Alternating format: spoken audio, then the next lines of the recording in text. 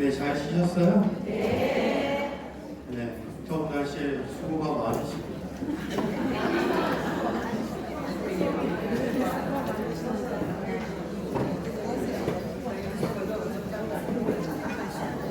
네, 바로 이어서 이제 태양의 차가 본문 찬미와 관련된 피조물들의 찬미와 관련된 걸 이야기 볼까 하는데요. 제가 하려고 했던 거는 태양의 창가가 아까 시편 148편하고 그 다음에 다니엘서의 그거하고 영향을 받았다라고 그랬잖아요. 이제 어떻게 다른가를 이야기하려고 해야 되는데 148편의 내용을 갖다 제가 부분만 읽어드릴게요. 여기는 어떻게 하냐면 하느님을 찬양하여라 하늘로부터 주님을 찬양하여라로 군대서 주님을 찬양하여라 주님의 천사들아 주님을 찬양하여라 주님의 모든 군대들아 해야 달아 주님을 찬양하여라 반짝이는 모든 별들아 하늘 위에 하늘아 하늘 위에 있는 물들아 주님의 이름을 찬양하여라. 이렇게 하느님의 피조물들을 두고 하느님을 찬양하여라 라고 이야기를 합니다. 근데 지금 우리가 보는 태양의 노래는 어떻게 하냐면 내 주님 당신은 모든 피조물과 더불어 찬미를 받으시고 달자매와 별들을 통해서 찬미를 받으시고 바람 형제를 통하여 찬미를 받으시고 피조물들이 하느님을 찬미하여라 라고 하지 않고 그 영어로 말하면 수동태죠. 수동태 그걸들로부터 하느님 찬미 받으소서라고 합니다. 내용이 다르죠. 말하는 투가 다릅니다. 왜 다를까요?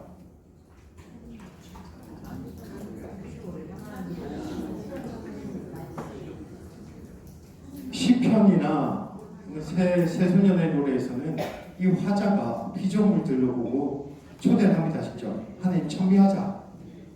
그런데 태양의 창가는 내가 피조물들 보고 찬양하자, 찬미하자 라고 이야기하지 않고 어떻게 하죠?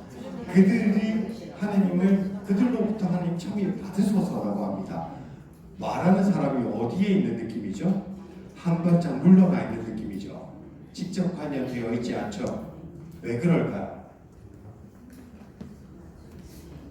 첫 번째 나오죠. 사람은 누구도 당신 이름을 부르기조차 부담하나. 죄 중에 있기 때문에 인간은 직접적으로 하느님 찬미에서 목소리가 줄어들고 피조물을 통해서 찬미 받으라는 식의 표현이 되어 있습니다. 나중에 사람의 영역의 사람이 나온 부분에서는 또 바뀌게 되지만 지금 기본 입장은 피조물들이 찬미하는 데 있어서 사람은 어떻게 되는가? 부당한 존재예요. 죄를 짓는 존재. 개가 죄 지었다라는 이야기 들어보셨습니까? 늑대가 죄 지었다라는 이야기 들어보셨습니까? 죄는 참 불행하게도 인간만 짓습니다. 모든 피조물들은 죄를 지을 수 없기 때문에 지어진 그대로 하나님께 찬미를 돌려드립니다. 그래서 오히려 인간이 다른 피조물들보다 더 못한 경우들이 생기죠. 그들은 하나님께 감사와 찬미를 그대로 돌려드리는데 우리는 그걸 돌려드리지 않으니 죄인이 되어 있는 상태입니다. 그래서 다른 피조물들은 하나님을 찬미하는데 아무런 문제가 없어요.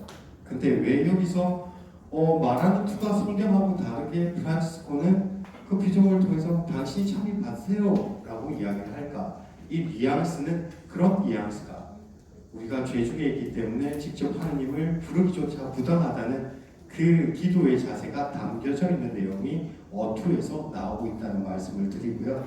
피조물들을 좀 볼 건데요.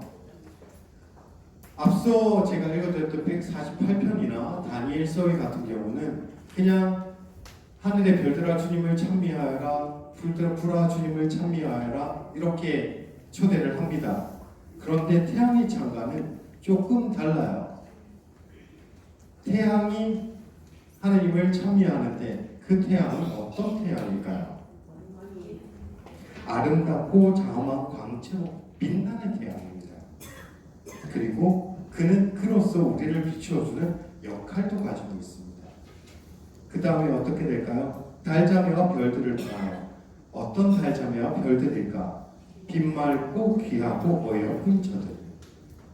이렇게 성프란치스코가 모든 피조물을 이야기를 하지는 않아요.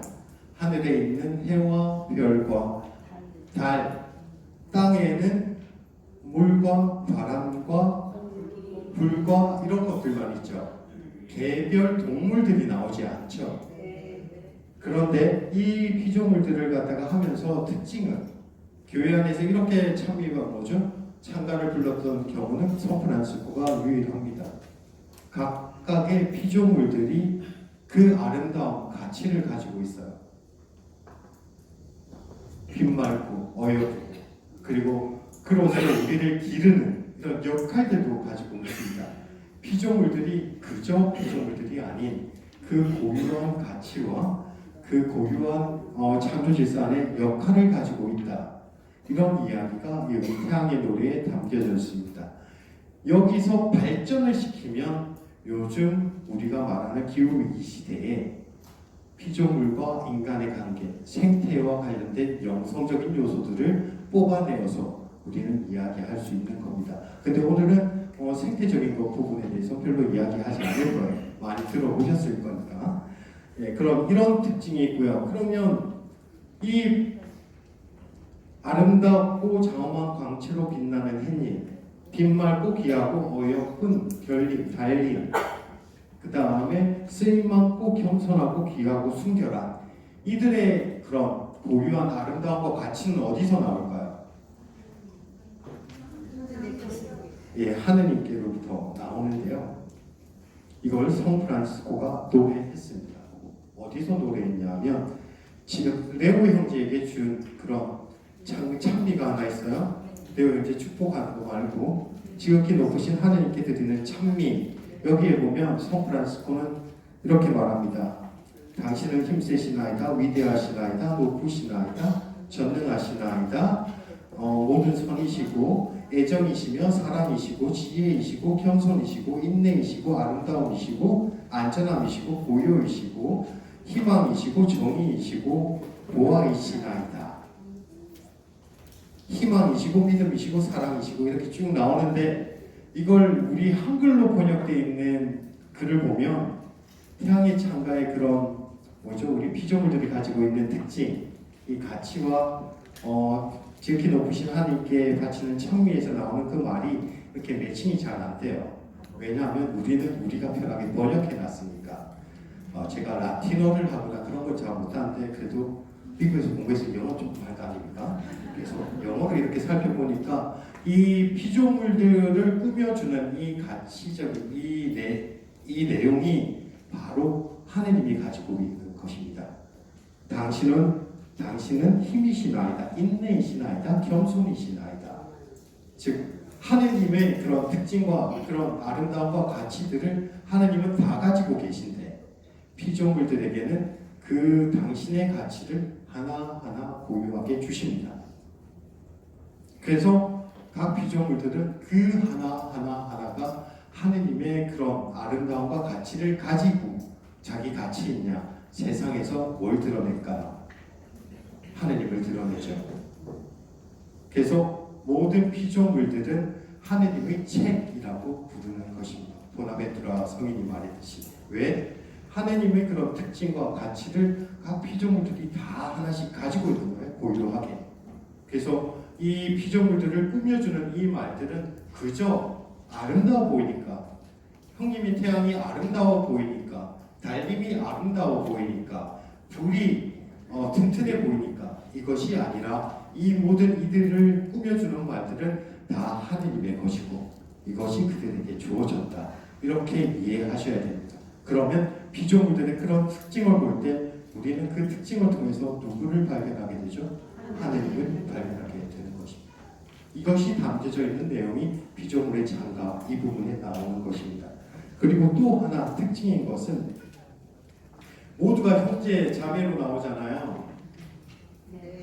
태양부터 땅까지 모두가 같은 형제 자매일까요? 아니요.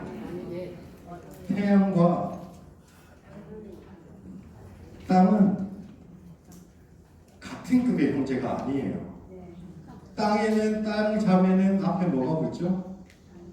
어머니. 태양 형제 앞에는 뭐가 붙죠? 주인이라는 말이 붙는데 영어로는 썰이라고 표현을 합니다. 집안의 가장과 같은 그런 역할. 즉 모든 형제자매는 하늘 태양부터 땅까지 그 안에서 이 부성을 지닌 태양부터 모성을 지닌 땅 안에 있는 모든 피조물은 하느님 안에서 형제 자매가 된다는 것이 바로 우주적 형제적 세계관이 담겨져 있는 내용이 여기에 그대로 그려져 있는 것입니다. 그리고 또 하나 웃기며 재미있는 것은 인간과 피조물의 관계는 어떤 관계죠? 교회는 전통적으로 창세기 1장의 창조설화에 따라서 세상의 다른 피조물들을 지배하고 다스립니다. 성경에 그렇게 나와 지배하고 다스립니다. 그래서 생태 이쪽을 갖다가 공부해 보면 한동안 가톨릭 교회는 많이 비난받게 됩니다. 외부 학자들로부터. 지금은 기후 위기와 생태적 위기를 방조한 그리고 그들의 이론의 밑바탕을 깔아준 종교가 그리스도교, 가톨릭이다, 유대교다, 유대 그리스도교, 즉 하느님을 창조설화를 공유하는 그 종교들이 가지고 있다. 왜? 창세기에 하느님께서 인간에게 명령하지 않았냐? 지배하고 다스려라.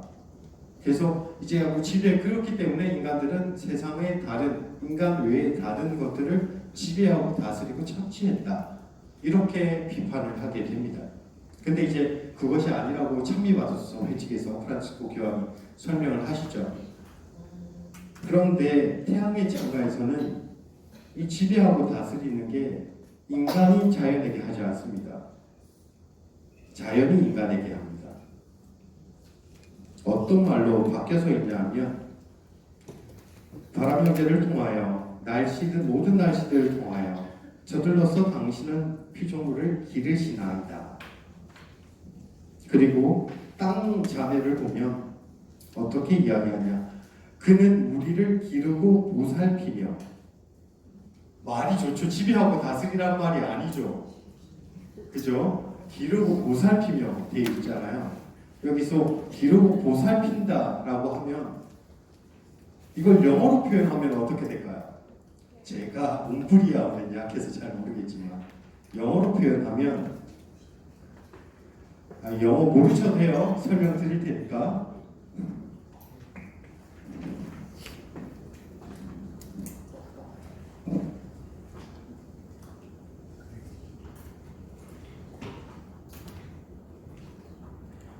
이 단어를 씁니다. 정부를 영어로 뭐라고 하냐면 다스리 통치하는 걸브너 하면 정치인들 그런 통치자들 이야기를 합니다. 그런데 여기 어머니 땅이 인간을 기르고 다스리는 것은 살게 유지해주고 돌본다는 말로 이 단어를 씁니다. 이 말이 지금은 우리가 통치하고 다스리는 그 말로 썼지만 성 프란치스코가 살던 그 당시에 성 프란치스코의 모국어 움프리아 지방의 그런 지방어로는 이것이 돌본다라는 뜻입니다.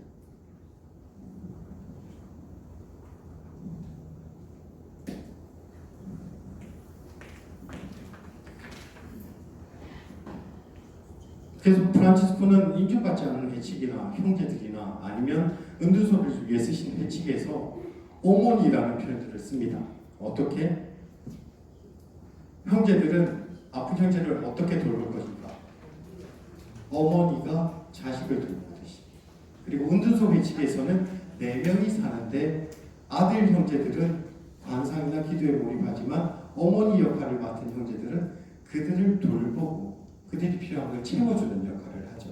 그래서 어머니라는 뜻은 이렇게 돌보는, 우리를 누군가를 돌보고 키워내는 역할을 하는데 땅이 그 역할을 한다는 것입니다. 이 말이 왜 나왔을까?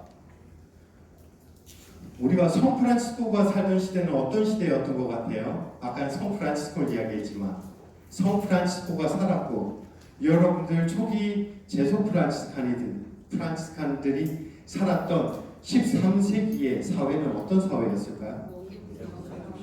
네? 농경사회. 의기도 했죠. 귀족도 있었죠. 그 사회를 보면 프란치스코가 왜 그리 평화를 이야기하는 줄 압니다. 프란치스코가 평화의 사도라 그러는데 우리가 그냥 배우는 바로 평화 별로 이야기 안 하죠. 이래원들도 말만 평화하지 평화에 대해서 별로 설명 안 하잖아요. 그죠? 그래서 우리 그냥 입버릇처럼 평화 하는데 프란치스코와 초기 프란치스칸들, 제조교들 포함해서 그들이 왜 평화의 사도가 됐을까? 사회가 그만큼 평화를 요청하는 사회였던 거예요. 교황과 황제, 신성 로마 제국의 황제가 싸우고 있었죠. 귀족과 평민들이 싸우고 있었죠. 도시들끼리 싸우고 있었죠. 그리고 땅을 가진 자와 그들의 통제를 받는 사람들의 갈등이 있었죠. 온 천지에서 분쟁들이 있었습니다. 그래도 그 당시에 프란치스코의 아버지는 상업을 통해서 돈을 많이 벌고 상위 계급이 등장했다라고 하지만 땅은 어떤 존재였을까요? 그들에게 소유하는 존재입니다. 그리고 그 땅에 있는 모든 것은 그 땅의 소유권을 가진 자가 폭력적으로 취할 수 있는 그런 세상이었습니다.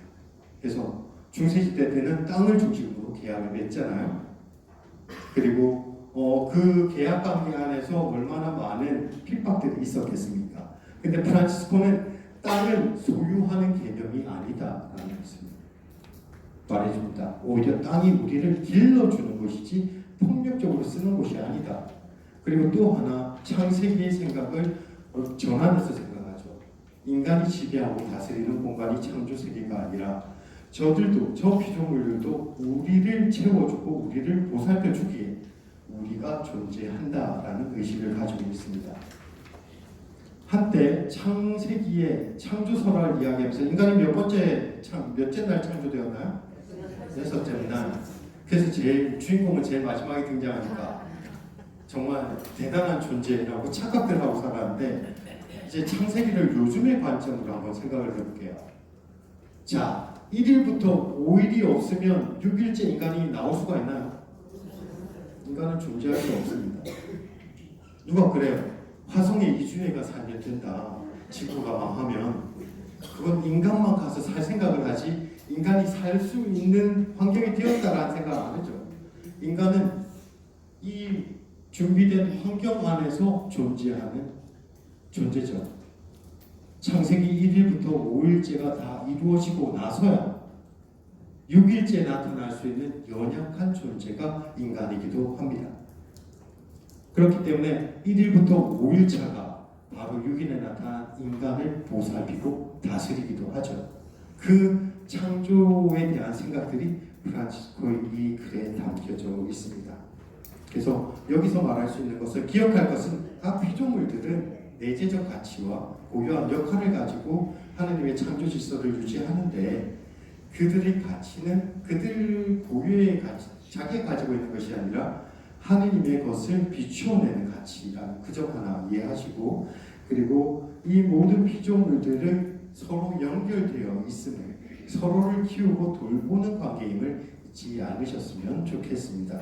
그리고 이제 그 다음으로 볼 것은 어떤 거냐 하면 인간과 관련된 부분입니다. 여기서 이제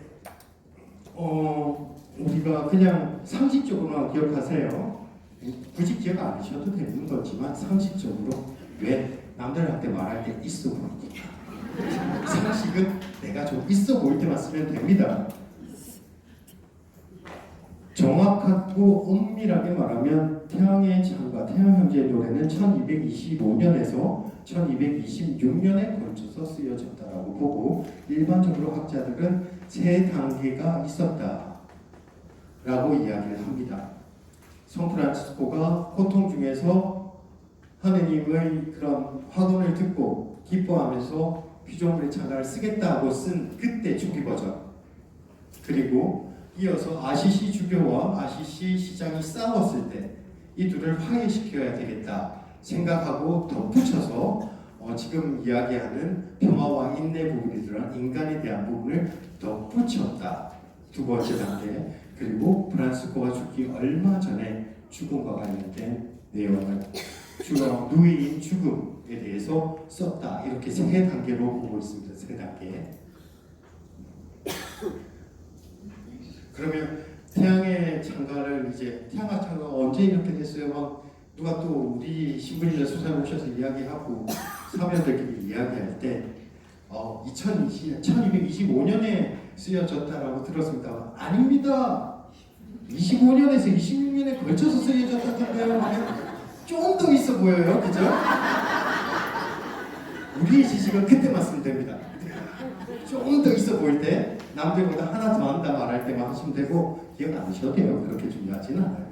이런 단계에 걸쳐서 쓰여졌다라고 하는데 이것도 사실은 학자들이 분석하지 사실인지 아닌지는 모릅니다. 정기에는 그렇게 나와요. 아시시 시장하고 아시시 주교가 세속 권력과 교회의 권력이 부딪힌 거죠. 그래서 서로를 비난하고 서로의 그런 것들을 갖다가 갈라서 놓으니까 공동체가 분열이 되는 겁니다. 뭐가 안 되는 거죠.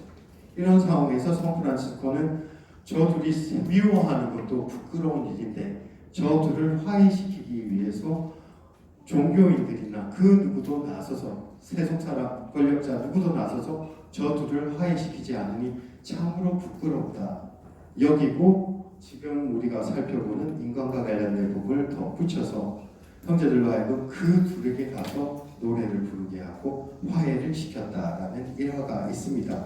근데 문제는 뭐냐면 이제 나중에 후대 학자들이 찾아보니까 정말 그 시기에 이제 아시시 시청에 들어가가지고 그런 자료들을 쭉 본 거죠. 12세기부터 쭉 싸운 적이 없는 거예요. 그런 자료가. 그래서 이거는 그냥 설하다. 이걸 만들기 위해 하나의 일화를 만들었다 라고 보기도 합니다. 그래서 어떤 학자들은 세 단계가 아닌 두 단계에 걸쳐서 쓰여졌다라고 주장을 하기도 합니다. 이걸 알려드리는 이유는 뭐하게요?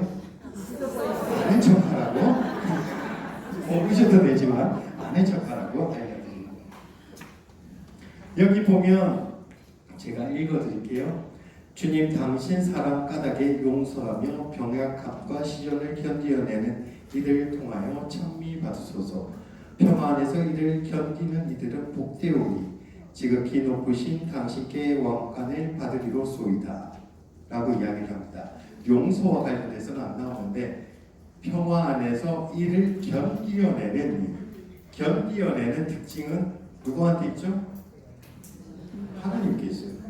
하나님은 인내이십니다. 그래서 앞에 다른 피조물들이 가지고 있던 그 특징들처럼 인간도 인내라는 것은 자기의 힘으로 인내하는 것이 아닙니다. 그 인내를 통해서 드러내는 것은 결국 하느님인 것이에요. 그래서 여기 그냥 인간적으로 단순히 평화 안에서 견디어내고 내가 하고 참고 이런 것이 아니라 그 드러내는 인내조차도 바로 하느님의 특징을 인간이 세상에 드러내는 것입니다. 그리고 이때 비로소 인간은 하느님을 찬미하게 되죠. 여기서 볼 수 있는 것은 당신 까닭에 용서하고 병약함과 시련을 견디어내는 이들, 평화 안에서 견디어내는 이들이 어떤 이들인가? 하느님 이름을 부르기에 합당한 이들, 회개한 이들이 되는 것입니다. 회개한 자들이 하느님께 찬미를 드릴 수 있습니다. 그래서 마지막에 내 주님을 찬미하고 찬양들 하여라 라고 이전에 피조물들에게 찬미 받으소서라는 형식이 아닌 내가 찬양하는 형식으로 구령은 나오게 됩니다. 여기서 이제 우리가 볼 수 있는 건 평안에 견디어내는 이들, 그리고 주 당신 사랑에 용서하는 이들, 이 모든 것들은 어떤 것들인가?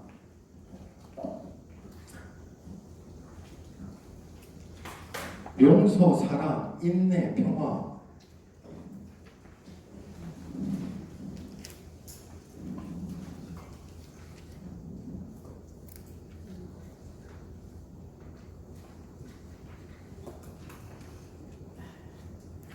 이것의 특징이 뭘까요? 이런 노력들의 특징이 뭘까요? 생명의 열매. 아이, 또 너무 거룩하게 말씀하시죠. 전 인간적인 차원에서 말해요. 혼자 용서할 수 있어요? 혼자 사랑할 수 있어요?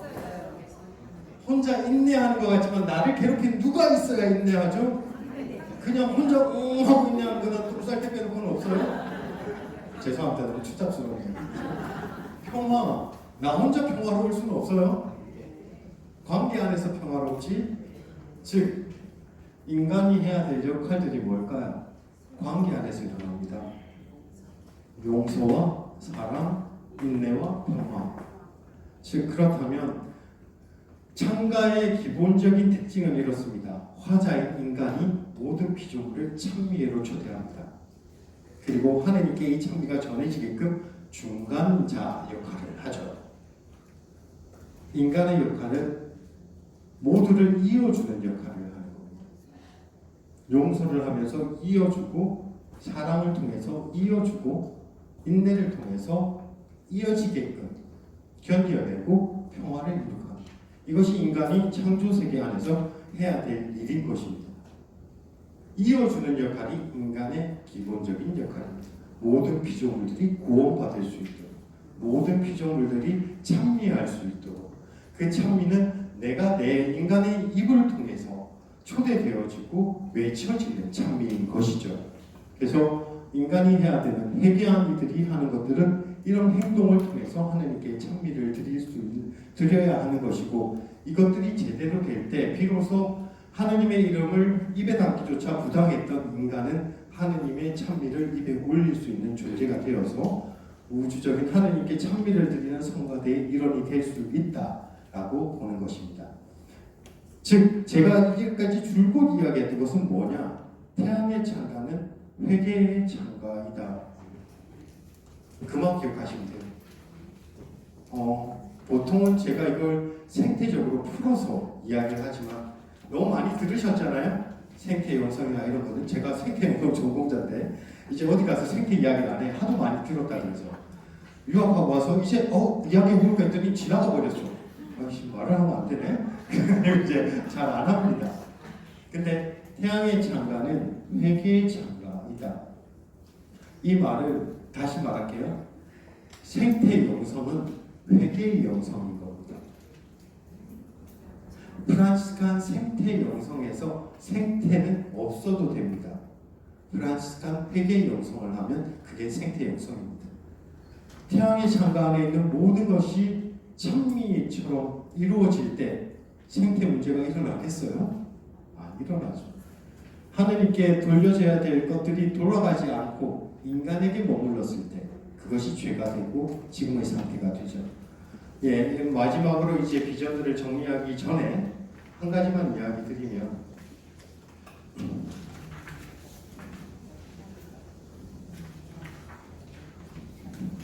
천사, 가브리엘 천사, 미카엘 천사 다 아시는데 루시퍼 아세요? 루시퍼는 누구예요? 악마죠. 5017 자주분 촬영하기로 부탁드립니다.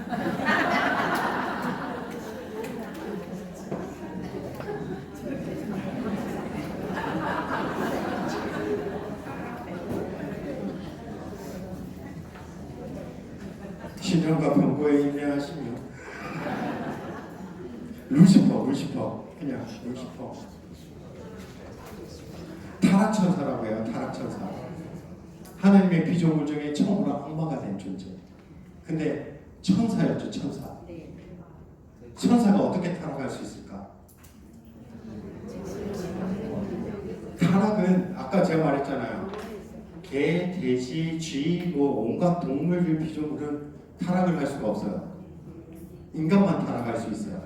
왜? 인간은 의지를 가지고 있기 때문에. 우리 자유의지라고 이야기를 하죠. 근데 루시퍼 천사들도 순수한 영적인 존재는 자유의지가 없어요. 천사들도 자유의지는 없어요. 천사들은 하나님이 시키는 일만 합니다. 시키지 않은 일은 안 해요. 시키지 않은 일을 하는 건 오직 우리밖에 없어요. 근데 이제 중세 이제 신학자들의 생각입니다. 저도 어처구니 없다 생각하는데 세상에 악이 있고 악마가 있다고 하는데 악마는 도대체 선하신 하나님이 어떻게 만들어낼 수 있을까? 하나님이 악도 가지고 계신가? 나 이제 신학자들이 논의하고 구상을 합니다. 순수 영적인 존재는 의지를 가질 수 없기 때문에 죄를 지을 수가 없으나 창조되는 순간 단 한 번의 자기 의지를 실현할 기회가 있다. 이때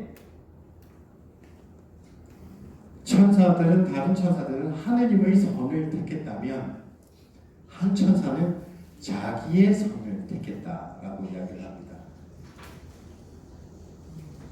죄를 택했다고 아니에요. 자기가 선하다 생각을 택했다. 그리고 가졌다. 하느님의 선이 아니라. 그래서 타락을 하게 됩니다. 하느님께로 선을 돌려드려야 되고 하느님의 선을 택해야 됨에도 불구하고 내 관심사와 내 개인의 이것을 택했기 때문에 타락했다라고 합니다. 그러면 똑같죠. 하느님께 돌려드려야 될 것을 돌려드리지 않는 것이 죄가 되고 단절이 됩니다. 여기서 태양의 창가에서 이야기하는 것들을 이야기해 드리려고 상식적으로 이 말씀을 드렸어요. 루시퍼 타락천사는 어떻게 타락해서 악마가 됐을까? 하느님의 선을 택하지 않아서. 아까 용서, 평화, 인내 이 모든 것들은 왜 인간만 할 수 있을까요? 관계 안에서 일어난 일이 아니라 의지를 작동시켜야 할 수 있는 일이기 때문에 그렇습니다. 내가 선택을 해야 됩니다.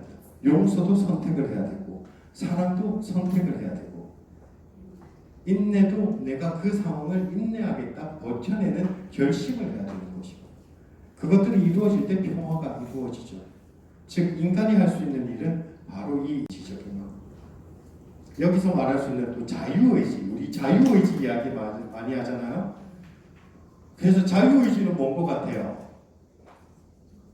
우리 흔히 생각하는 자유의지는 1번과 2번이 있으면 1번을 택하든지 2번을 택하든지 내가 택할 수 있다가 자유의지죠. 그죠? 신학적으로도 그럴까요? 신학적으로 뭔 것 같아요? 신학적으로 자유의지는 하느님의 선을 내가 선택하는 의지가 자유의지입니다. 죄를 짓거나 죄를 짓지 않은 걸 내가 보고 에이 몰라 하고 택하는 것이 자유의지가 아닙니다. 네, 이거 하면서 그런 말씀이에요. 부산에 있을 때 평일 비상 할머니들이 주로 많이 오시죠. 오셔가지고 이제 할머니들 골려먹는 게 제 강릉대 골려먹는 게 제 책이거든요.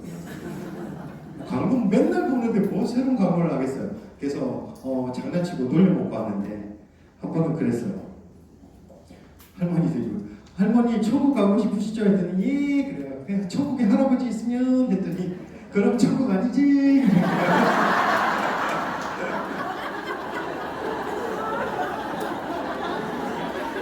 천국은 하나님이 계신 곳이 아닙니다. 그죠? 내가 싫어하는 것들이 없는 것이 천국이지. 그럼 하나님이 그분께 천국을 드려도 천국이 아닐 수가 있어요.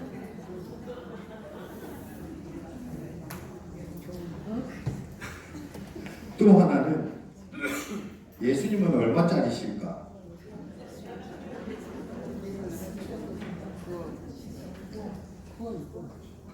한 날은 앞자리에 이렇게 잘 안 앉으세요. 그리고 어떤 날은 늘 오시는 분이 안 보일 때도 있고 그러잖아요. 그래서 이제 물어봤습니다. 얼마를 주면 미사 빠질 것 같냐고.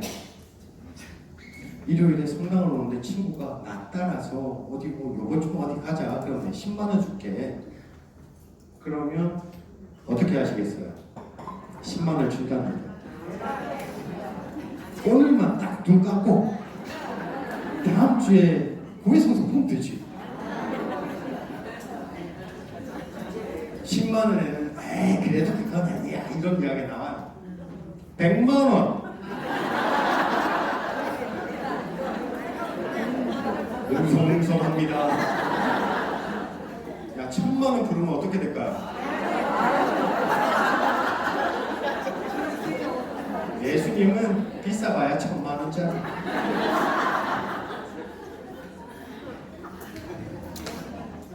그죠? 우리의 주님은 1,000,000원짜리입니다. 여기에 이런 선택들을 우리는 자유의지라고 생각하는데, 신학적으로 자유의지는 하느님의 선을 내가 이런저런 조건에도 불구하고 선택하는 나의 의지가 자유의지인 것입니다. 그래서 우리가 자유의지, 인간과 관련돼서 의지적인 부분을 이야기할 때 우리는 자유의지를 이야기하는데, 용서든 사랑이든 이 모든 것들이 내 기준에서 용서와 사랑이 아니라는 거예요. 하느님의 선을 기준으로 했을 때 내가 그것을 선택하는 이가 바로 하느님께 찬미를 드릴 수 있는 합당한 존재라는 것을 이야기해 주는 것입니다. 예, 이제 본문까지 이야기를 했고요. 나머지를 좀 정리를 해볼게요. 앞에 다 이야기했던 겁니다. 우선 태양연제는 노래는 단순한 자연을 아름다운 노래한 찬미가도 아니고, 자연과 인간의 평등함을 노래하는 생태론적 원리도 아닙니다.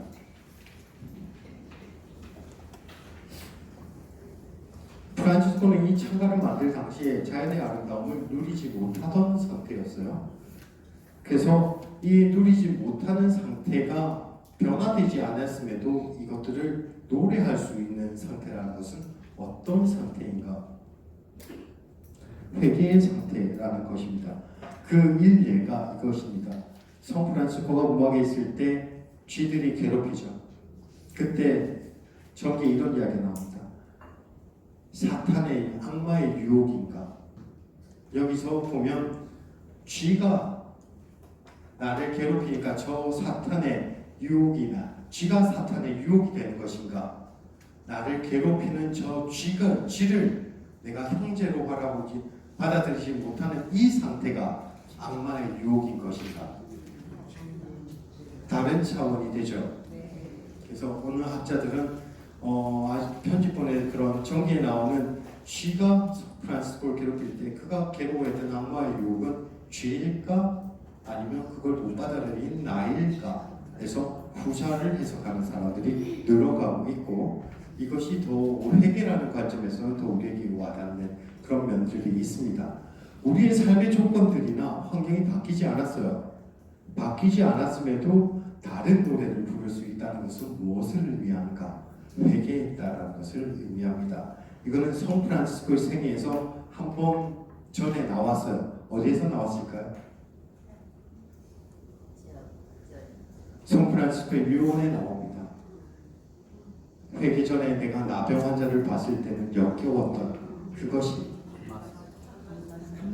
단맛으로 변했을 때, 나병 환자는 나병 환자지만 그를 마주한 나는 이 역겨움이 한없는 감미로움으로 바뀌어버렸다. 이걸 회개체험으로 보고 있죠. 그렇다면 태양의 창가를 쓸 무렵에 그 프란치스코는 똑같은 회개의 체험을 했고, 회개를 했기 때문에 조건과 환경이 바뀌지 않았음에도 찬미를 드리고 그 찬미로 스스로가 위로를 받을 수 있는 상태가 되었다는 것입니다. 그럼 우리는 어떻게 살아가야 되는가? 우리의 환경들도 바뀌지 않아요. 화나는 일들도 있습니다. 이걸 잘 해야죠. 저도 잘 안 돼요. 말만 하지. 저희 수도원에 답답한 일 속이 터지고 욕망밖에 안 나옵니다. 제 속에도 똑같을 거 아니에요. 비근한 대로 아실지 모르겠지만 서울의 국가만 보면 화가 납니다. 이놈의 제 속의 국가만 보면 화가 납니다. 저것들이 뭔가. 근데 그들이 변해서가 아니라 내가 변해서 저들을 다르게 볼 수 있을 때 우리는 회개자라고 이야기할 수가 있는 겁니다. 그들의 변함은 중요한 논점이 아닙니다.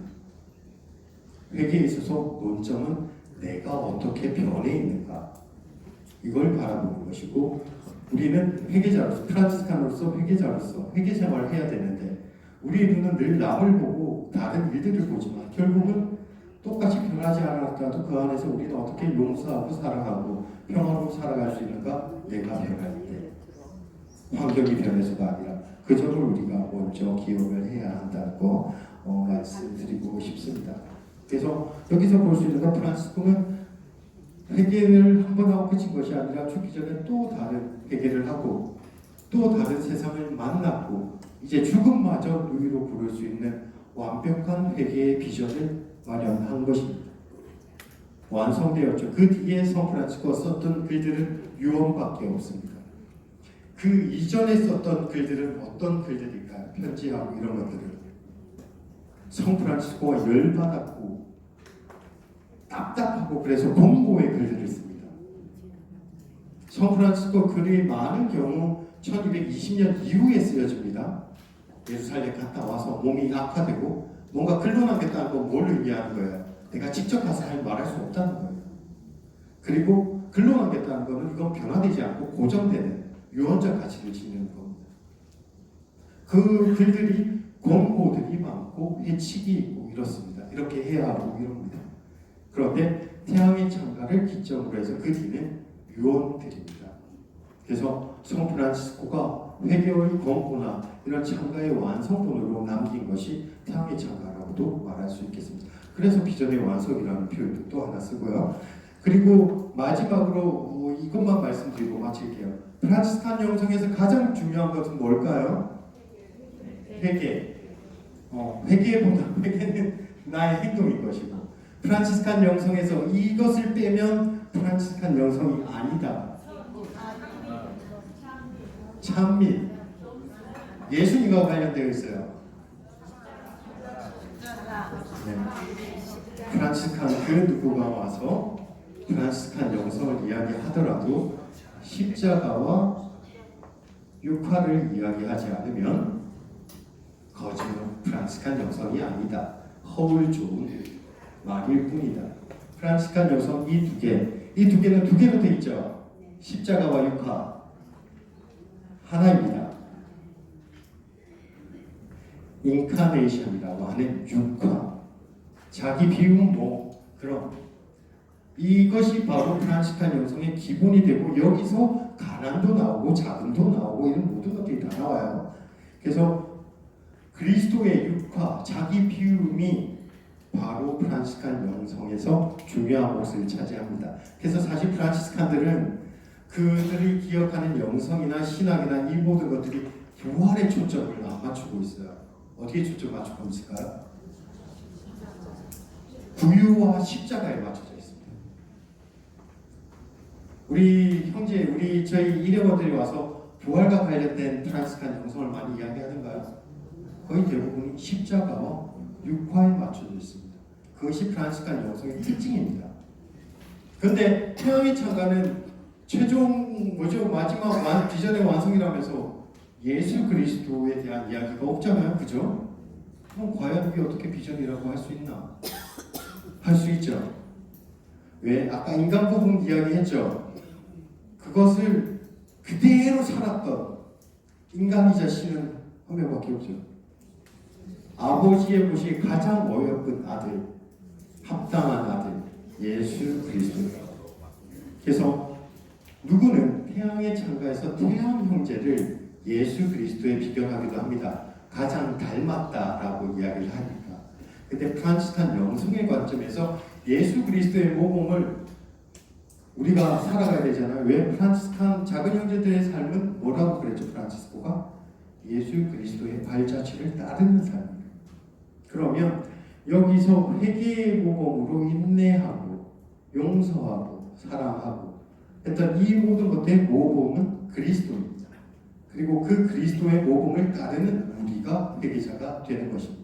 그래서 조금 억지스럽게 맞출 수 있지만 노골적으로 언급하지는 않아요. 태양의 창가에서 예수 그리스도에 대해서 그리고 그분의 육화에 대해서. 그러나 우리가 인간의 모범이 되는 모범이신 그리스도를 어디서 찾을 수 있는가? 완벽한 모범을 그걸 통해 먼저 찬양하신 분이 예수 그리스도입니다. 인내를 통해 인내하고 견디어내고 평화 안에서 살아가신 분이 모범이 그리스도라는 것. 그리고 우리는 그것을 살게 될 때 회개의 길을 따라가게 된다는 것. 그것을 말한다라고 의미 부여를 할 수 있겠습니다.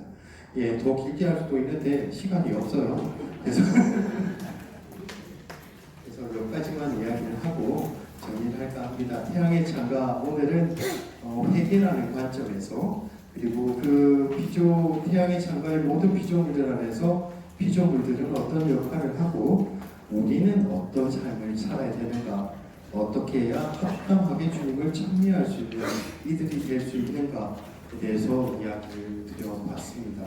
그래서 프란시스코의 마지막 남긴 유언적 가치가 있고 목적을 명확하게 가지고 있는 태양의 창가를 저는 여러분들께 프란시스칸 비전의 완성이라는 제목으로 2시간에 걸쳐서 말씀을 드리고 나누하였습니다.